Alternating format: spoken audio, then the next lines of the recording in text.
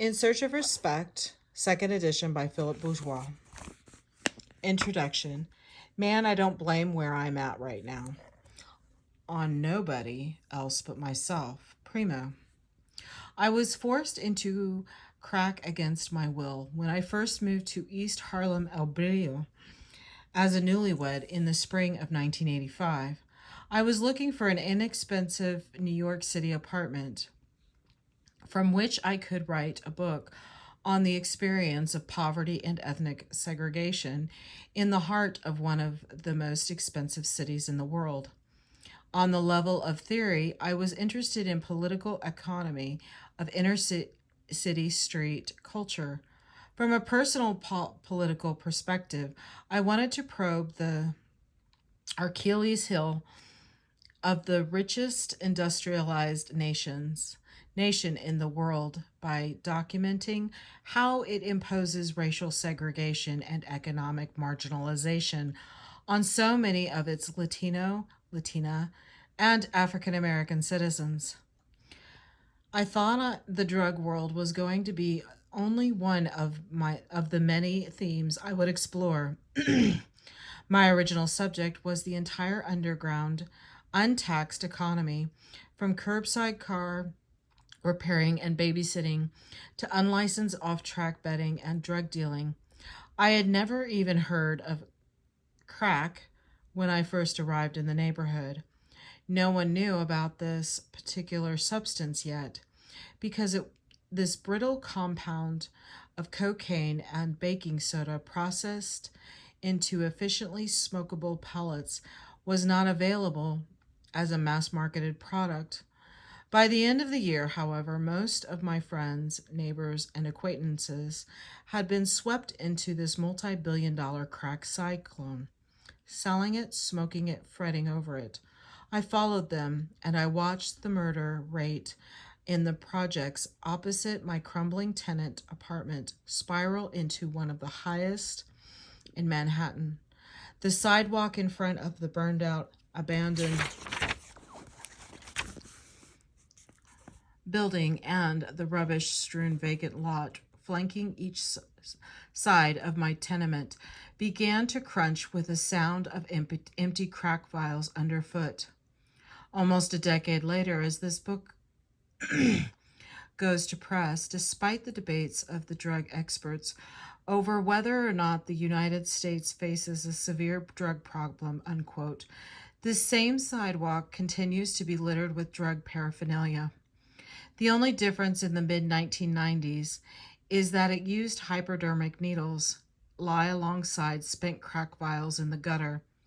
Heroin has rejoined crack and cocaine as a primary drug of choice available in the inner city as international suppliers of heroin have regained their lost market share of substance abuse by lowering their prices and increasing the quality of their product. The underground economy. The book is not about crack or drugs per se. Substance abuse in the inner city is merely a symptom, a vivid symbol of deeper dynamic of social marginalization and alienation. Of course, on an immediately visible personal level, addiction and substance abuse are among the most immediate brutal facts shaping daily life on the street. Most importantly, however, the 24 street dealers and their families that I befriended were not interested in talking primarily about drugs. On the contrary, they wanted me to learn all about their daily struggles for subsistence and dignity at the poverty line. According to the official statistics, my neighbors on the street should have been homeless, starving, and dressed in rags. Given the cost of living in Manhattan, it should have been impossible for most of them to afford rent and minimal groceries and still manage to pay their electricity and gas bills. According to the 1990 census, 39.8% of local residents in East Harlem lived below the federal poverty line, compared to the 16.3% of all New Yorkers, with a total of 62.1% receiving less than twice official poverty level incomes. The blocks immediately surrounding me were significantly poor, with half of all residents falling below the poverty line. Given New York City prices for essential goods and services, this means that according to official economic measures, well over half the population of El Barrio should not be able to meet their subsistence needs. In fact, however, people are not starving on a massive scale. Although many elderly residents and many young children do not have adequate diets diets and suffer from from cold in the winter. Most local residents are adequately dressed and reasonably healthy. The enormous, uncensored, untaxed underground economy allows the hundreds of thousands of New Yorkers in neighborhoods like East Harlem to subsist with the minimal amenities that people living in the United States consider to be basic necessities. I was determined to study these alternative income generating strategies that were consuming so much of the time and energy of the young men and women sitting on the stoops and parked cars in front of my tenement. Through the 1980s and 1990s, slightly more than 1 in 3 families in El Barrio received public assistance. The heads of these impoverished households have to supplement their meager checks in order to keep their children alive. Many mothers who make extra money by babysitting their neighbors' children or by housekeeping for a paying boarder. Others may bartend at one of the half-dozen social clubs and after-hours dancing spots scattered throughout the neighborhood. Some work off the books in their living rooms as seamstresses for contractors. Finally, many also find themselves obliged to establish enormous relationships with men who are willing to make cash contributions to their household expenses. Male income generating strategies in the underground economy are more publicly visible. Some men repair cars on the curb, others wait on stoops for unlicensed construction subcontractors to pick them up for fly by night demolition jobs or window renovation projects. Many sell, quote, numbers, the street's version of off track betting. The most visible cohorts hawk nickels and dimes of one illegal drug or another. They are part of the most robust multi-billion-dollar sector of the booming underground economy. Cocaine and crack, in particular during the mid 1980s and through the early 1990s, followed by heroin in the mid 1990s, have been the fastest growing, if not the only, equal opportunity employers of men in Harlem. Retail drug sales easily outcompete other income generating opportunities, whether legal or illegal. The street in front of my tenement was not atypical, and within a 2 block radius I could and still can, as of this final draft, obtain heroin, crack, powder, cocaine, hypodermic needles, methadone, Valium, angel dust, marijuana, mescaline, bootleg alcohol, and tobacco. Within 100 yards of my stoop, there were 3 competing crack houses selling vials at $2, $3, and $5. Just a few blocks further,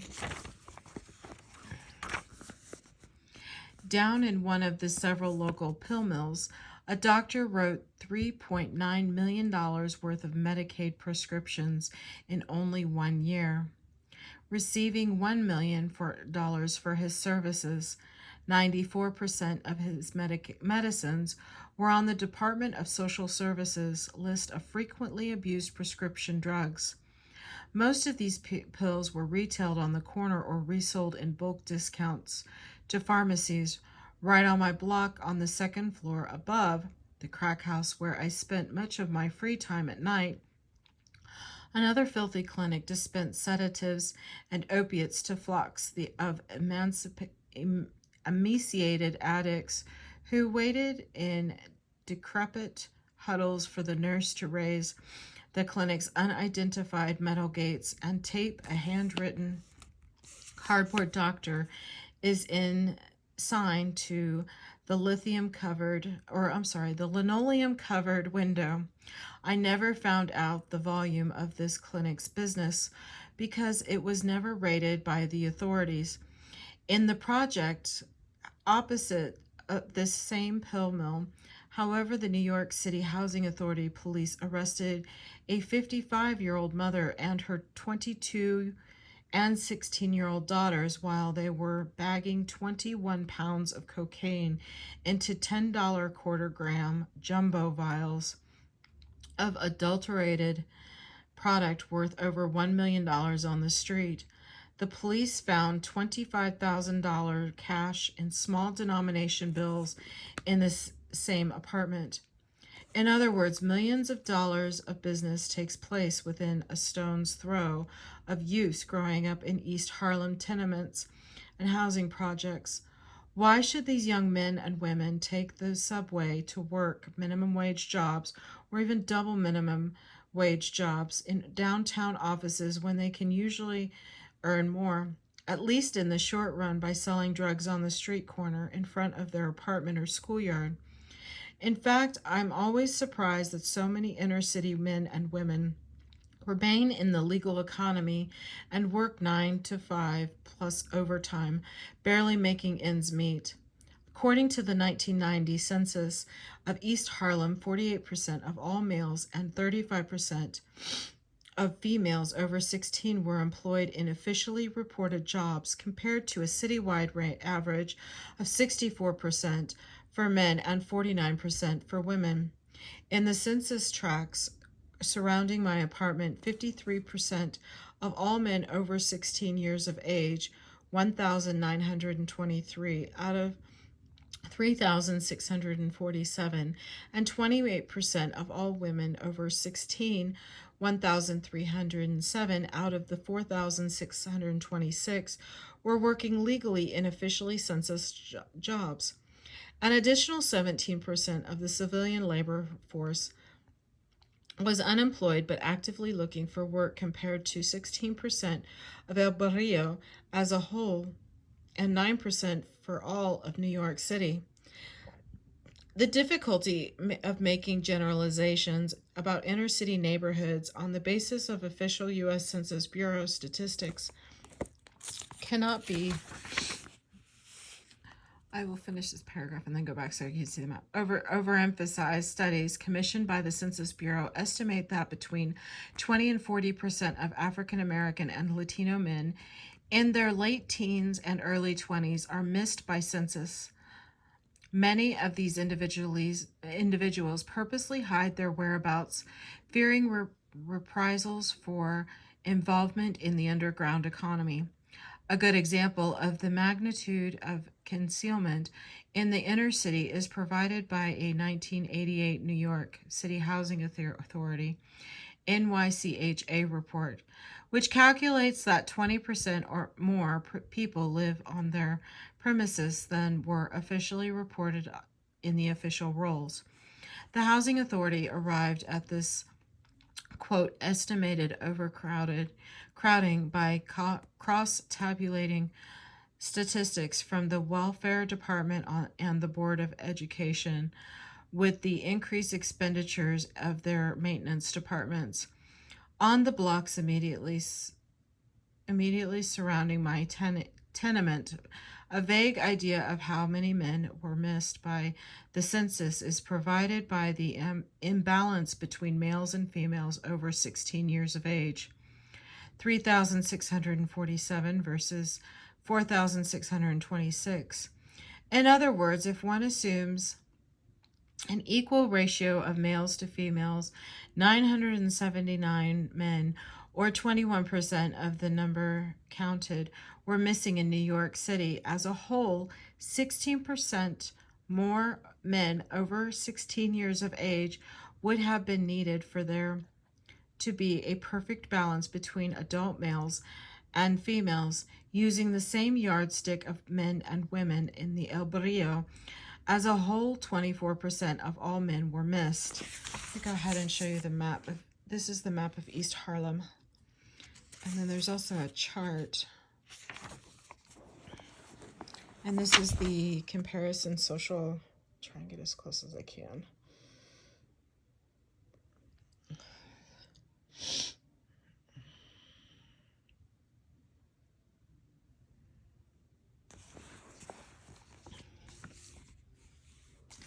The difficulties of estimating the size of the underground economy, let alone drug dealing, is even thornier. By definition, no Census Bureau data exists on the subject. Because fewer households than individuals are missed by the census in urban settings, one possible measure for the size of the underground economy is the figure for households that declare no quote wage or salary income. This provides only the very roughest comparative measure for the size of the underground economy in different neighborhoods. Because some households survive exclusively on retirement income or on strictly legal self-employment revenues.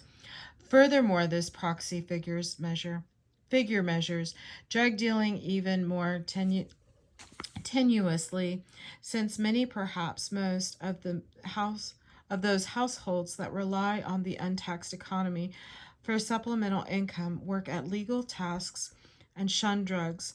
Conversely, many people involved in the underground economy also work at legally declared jobs. Nevertheless, one has to assume that a high proportion of households with no wage or salary income probably rely on some combination of untaxed, undeclared income in order to continue subsisting, and that drug dealing represents an important source of this supplemental income. In any case, sorry.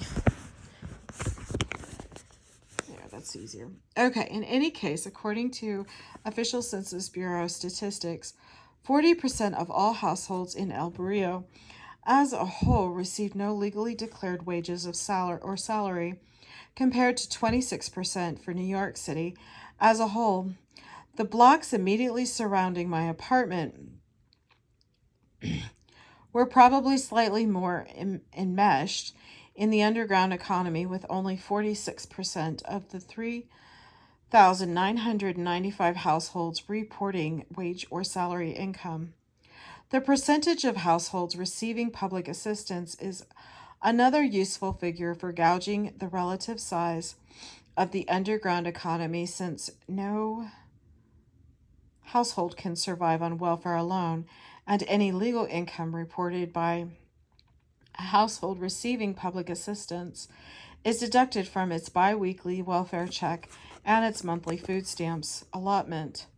On the blocks surrounding my tenement, 42% of all households received public assistance, compared to 34% in East Harlem as a whole and 13% for all households in New York City.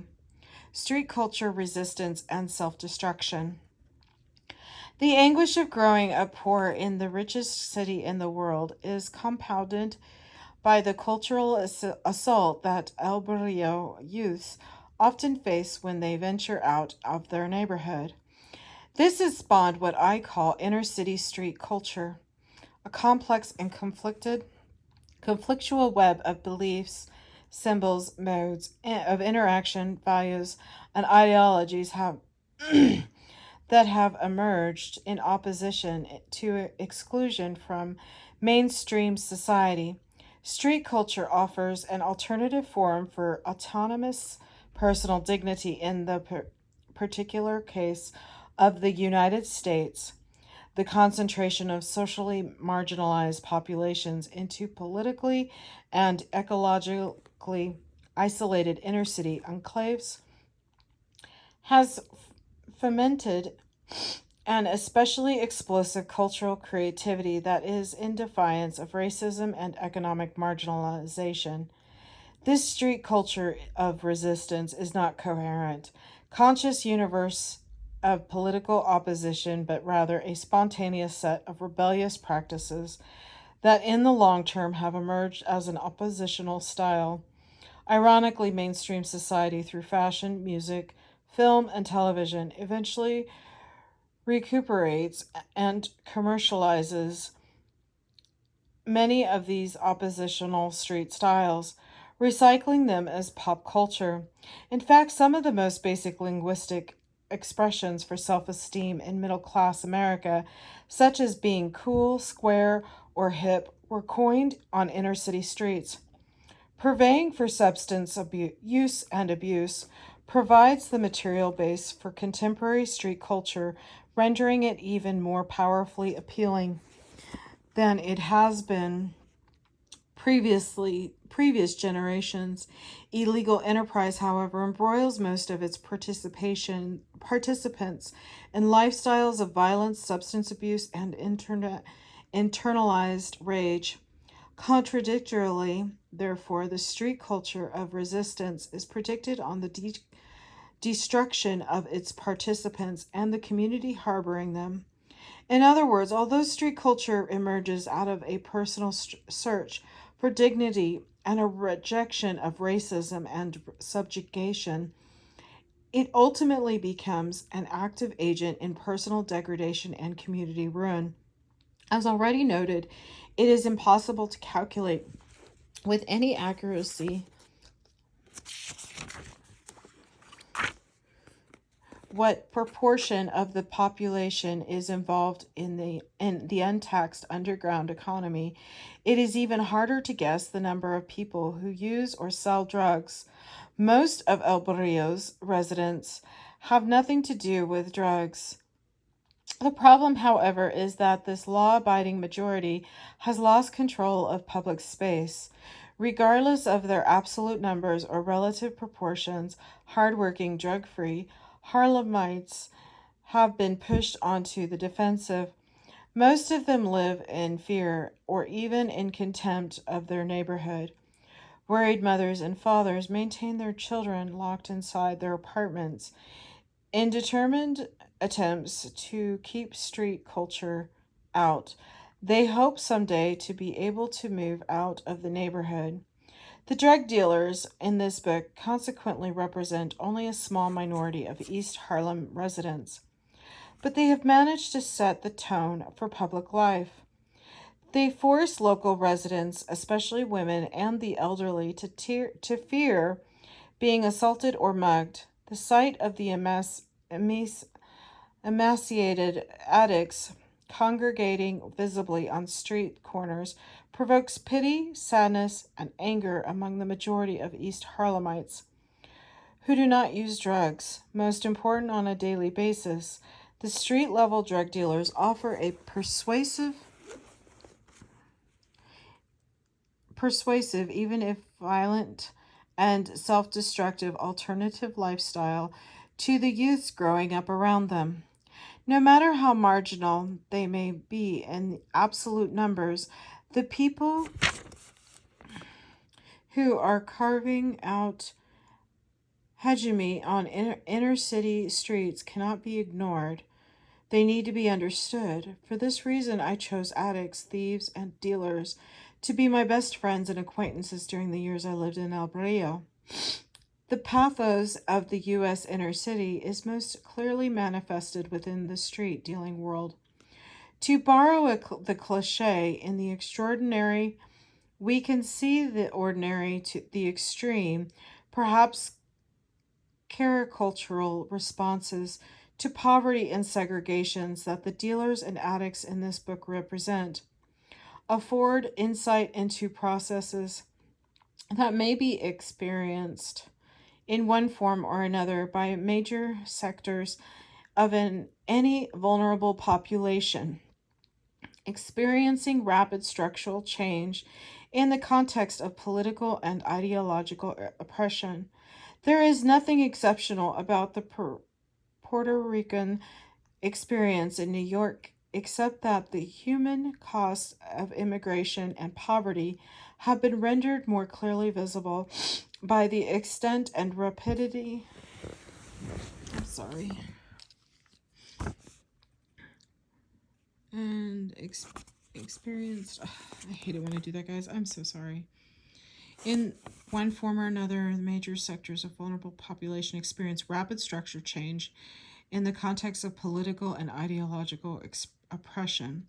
There is nothing exceptional about the Puerto Rican experience in New York except that human costs of immigration and poverty have been rendered more clearly visible by the extent and rapidity with which the United States colonized and disarticulated Puerto Rico's economy and polity.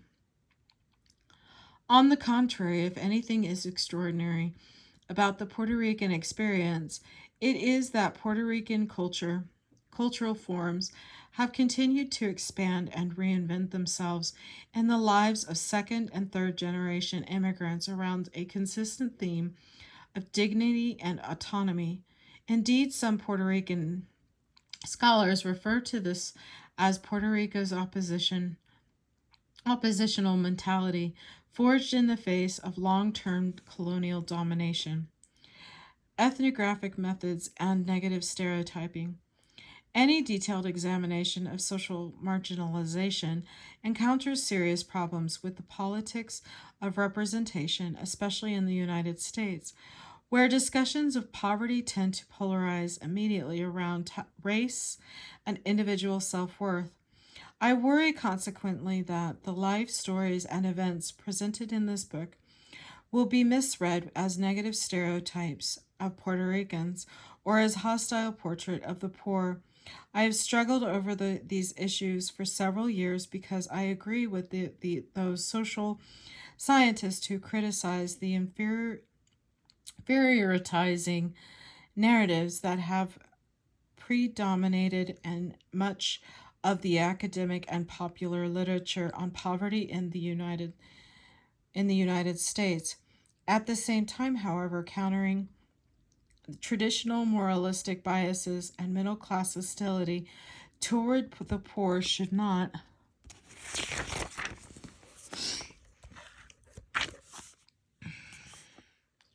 come at the cost of sanitizing and suffering and destruction that exists on inner city streets.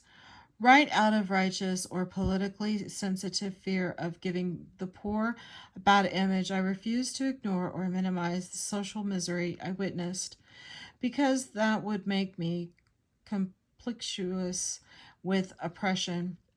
This book consequently confronts the contradictions of the politics of representation of social marginalization in the United States by presenting brutal events, uncensored as I experienced them, or as they were narrated to me by the perpetrators themselves. In the process, I have tried to build an alternative critical understanding of the U.S.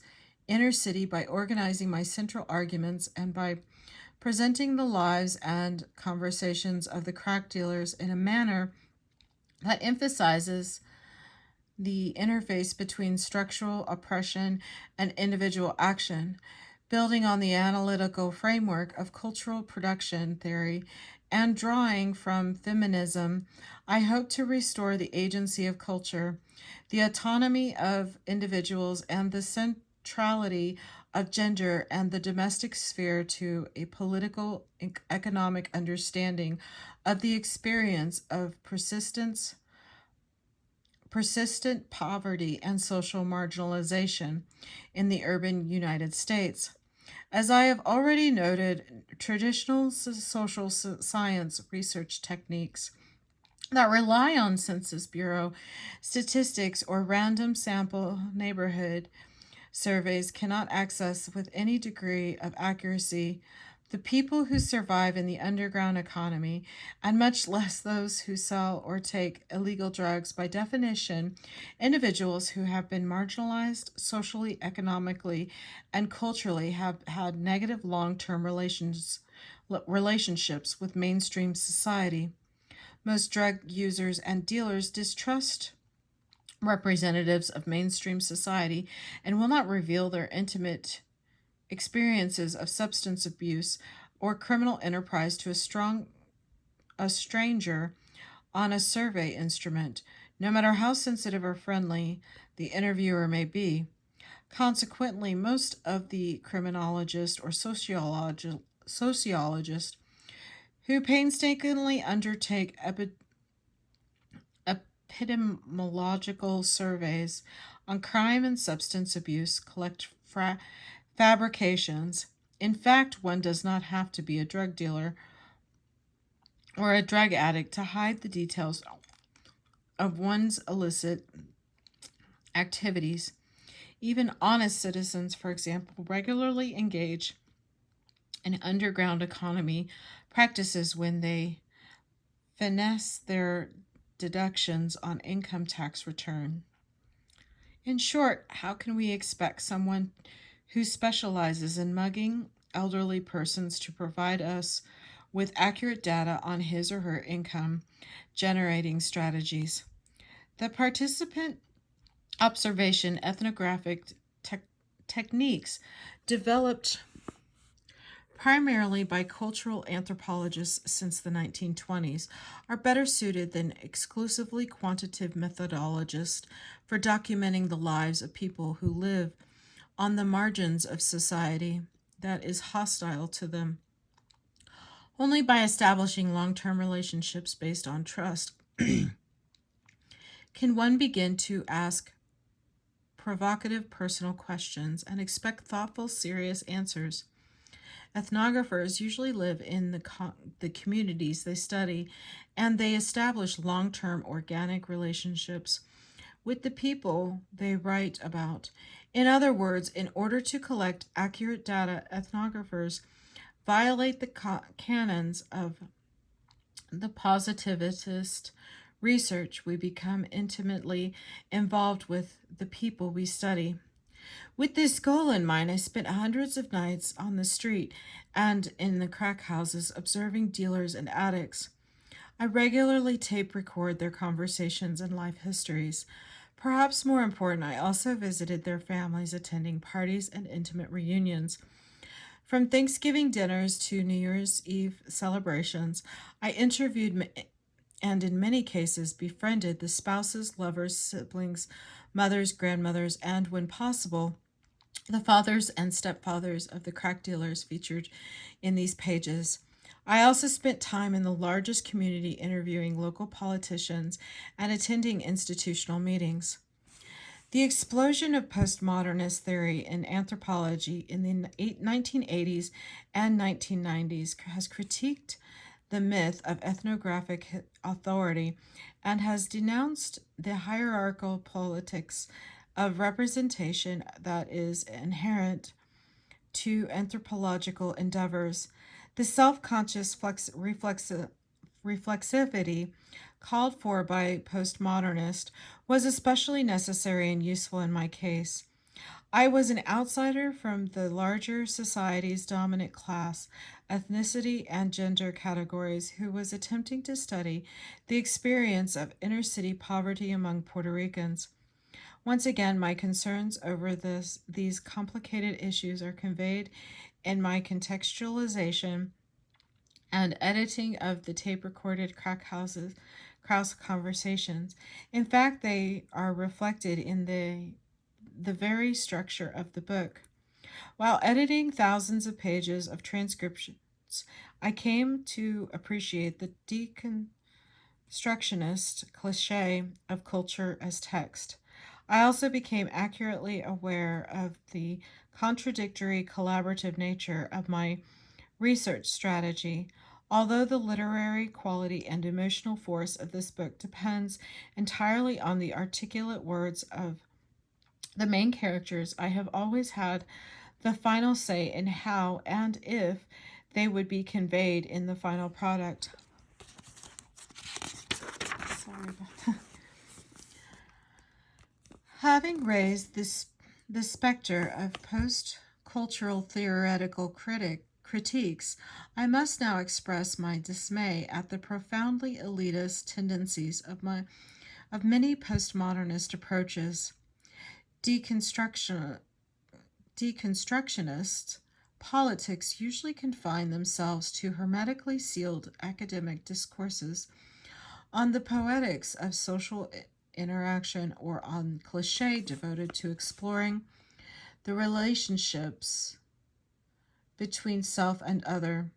Although postmodern ethnographers also claim to be subversive, their contestation of authority focuses on the hyperliterate critiques of form through excavative vocabularies, playful syntaxes, and polyphonious voices rather than on engaging with tangible daily struggles. Postmodern debates titillate alienated, suburbanized intellectuals. They are completely out of touch with the urgent social crisis of the inner city unemployed. Scholarly self reflection often degenerates into narcissistic celebrations of privilege. Most important, however, radical deconstructionism makes it impossible to categorize or prioritize experiences of injustice and oppression. This subtly denies the very real personal experience of pain and suffering that is imposed socially and structurally across race, class, gender, sexuality, and other power-ridden categories. Irrespective of the petty theoretical infighting of academic intellectuals, the unique insights provided on the methodological level by the participant observation techniques of cultural anthropology are further fraught with with fundamental analytical and political tensions. Historically, ethnographers have avoided tackling taboo subjects such as personal violence, sexual abuse, addiction, alienation, and self destruction. Part of the problem is rooted in anthropology's functionalist paradigm, which imposes order and community on its research subjects. Furthermore, the methodological logistics of participation observation requires researchers to be physically present and personally involved. This encourages them to overlook negative dynamics because they need to be empathetically engaged with the people they study and must also have their permission to live with them. This leads to an unconscious self-censorship that shapes the research settings and subjects anthropologists choose to study. It is easier to obtain the informed consent of the individuals one is writing about if one is addressing relatively harmless, quaint subjects. Finally, a more personal level, extreme settings full of human tragedy, such as the streets of East Harlem, are psychologically overwhelming and can be physically dangerous. Anthropology's obsession with the with the exotic other has discouraged anthropologists from studying their own societies and puts them at risk of ex- exoticizing what they find when they study close to home. Hence, I guarded myself consciously in this work from a voyeuristic celebration of street dealers and inner city street culture.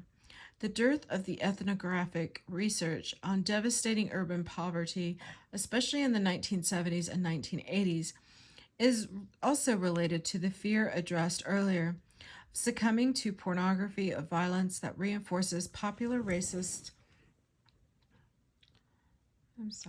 stereotypes. Most ethnographers offer sympathetic readings of the culture or people they study. Indeed, this is enshrined in the fundamental anthropological tenet of cultural relativism. Cultures are never good or bad. They simply have an internal logic. In fact, however, suffering is usually hideous It is a solvent of human integrity, and an ethnographers never want to make the peoples they study look ugly. The imperative is to sanitize the vulnerable is particularly strong in the United States, where the survival of the fittest, blame the victim theories of individual action constitute a popular common sense. The result, as I have noted, is the ethnographic presentations of social marginalization are almost guaranteed to be misread by the general public through a conservative, unforgiving lens. This has seriously limited their ability of intellectuals to debate issues of poverty, ethnic discrimination, and immigration. They are traumatized by the general public's obsession with personal worth and racial determinism. In the United States, there are few nuances in the public understanding of the relationships between social structural constraints and individual failure. As a result, intellectuals have retreated from the fray and have unreflexively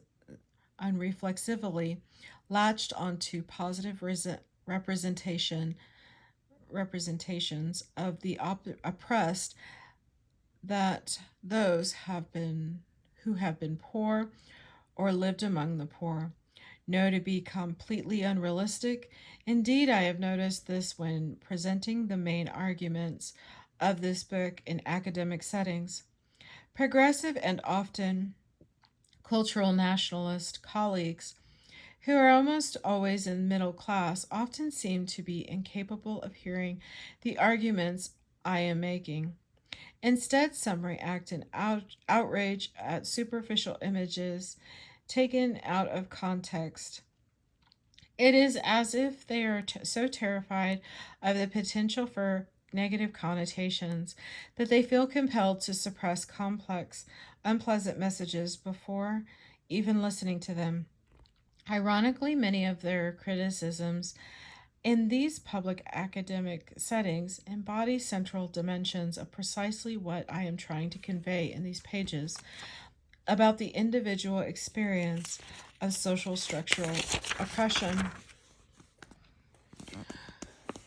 El Barrio and the Puerto Rican experience in the United States has generated a disproportionately large literature. Puerto Ricans have called the most researched but least understood people in the United States. The most major ethnographic work in El Barrio to receive national attention was Oscar Lewis's La Vita in the mid 1960s, and it illustrates perfectly the problems inherent in ethnographic method and in the life history case studies.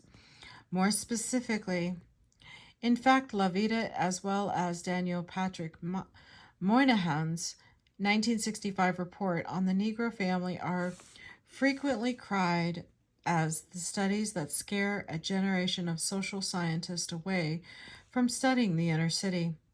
Lewis collected thousands of pages of life history accounts from one extended Puerto Rican family in which most women were involved in prostitution. The culture of poverty theory that he developed out of this and other ethnographic data from Mexico focused almost exclusively on the pathology of the intergenerational transmission of destructive values and behaviors among individuals within families. Lewis's approach is rooted in the Freudian culture and personality paradigm that dominated anthropology in the 1950s. He fails to note how history, culture, and political economic structures constrain the lives of individuals. With the advantage of 30 years of hindsight, it is easy to criticize Lewis for his overly simplistic theoretical framework. Class exploitation, racial discrimination, and, of course, sexist oppression, as well as the subtleties of contextualized cultural meanings, are not addressed in Lewis's psychologically reductionist description of desperately poor Puerto Rican immigrants. Nevertheless, despite its lack of scholarly rigor, Luz's compellingly written book on daily life in El Barrio and in the shanty towns of Puerto Rico became a bestseller in the United States, where it resonated with Protestant work ethic notions of rugged individualism and personal responsibility. Despite the author's progressive political intent and his personal sympathy for the socially marginal, critics interpret his volume as confirming the deep seated contempt for the unworthy, poor, and permeates U.S. ideology. It is no accident that it was an anthropologist who coined the concept of culture of poverty and focused data collection on individual behavior. The simple, practical fact of the discipline's methodology, participant observation, gives it access to documenting individual actions on minute detail. Structures of power and history cannot be touched or talked to. Specifically in the New York City, Puerto Rican context, the self-destructive daily life of those who are surviving on the street needs to be contextualized in the particular history of the hostile race relations and structural economic dislocation they have faced. Embroiled in what seemed like a whirlpool of suffering during my ethnographic research, it was often hard for me to see the larger relationships structuring the jumble of human interaction all around me. In the heat of daily life on the streets of El Barrio, I often experienced a confusion anger with the victims, the victimizers, and the wealthy industrialized society that generates such an unnecessarily large toll of human suffering. For example, when confronted with a pregnant friend frantically smoking crack and possibly condemning her future baby to a life of shattered emotions and dulled brain cells, it did no good for me to remember the history of her people's colonial oppression and humiliation, or to contextualize her position in New York's changing economy, living in the inferno of what the United States calls its underclass. I, like my neighbors around me, and like the pregnant crack addicts themselves, often blamed the victim. Political economy analysis is not a panacea to compensate for individualistic, racist, or otherwise judgmental interpretations of social marginalization. In fact, a focus on structures often obscures the fact that humans are active agents of their own history rather than passive victims. Ethnographic method allows the pawns of larger structural forces to emerge as real human beings who shape their own futures. Nevertheless, I often caught myself falling back on the rigidly structuralist perspective in order to avoid the painful details of how real people hurt themselves and their loved ones in their struggle for the survival of daily life. Again, this analytical and political problem can be understood within the context of the theoretical debate over structure versus agency. That is, the relationship between individually responsibility and social structural constraints. The insights from cultural production theory, specifically the notion that street culture's resistance to social marginalization is the contradictory key to its destructive impetus, is useful to avoid reductionist, structuralist interpretations through cultural practices of opposition. Individuals shape the oppression that larger forces impose upon them. The difficulty of relating individual action to political economy, combined with the personally and politically motivated timidity of ethnographers in the United States through the 1970s and 1980s, have obfuscated our understanding of the mechanisms and the experiences of oppression. I cannot resolve the structure versus agency debate, nor can I confidently assuage my own righteous fear that hostile readers will misconstrue my ethnography as giving the poor a bad name.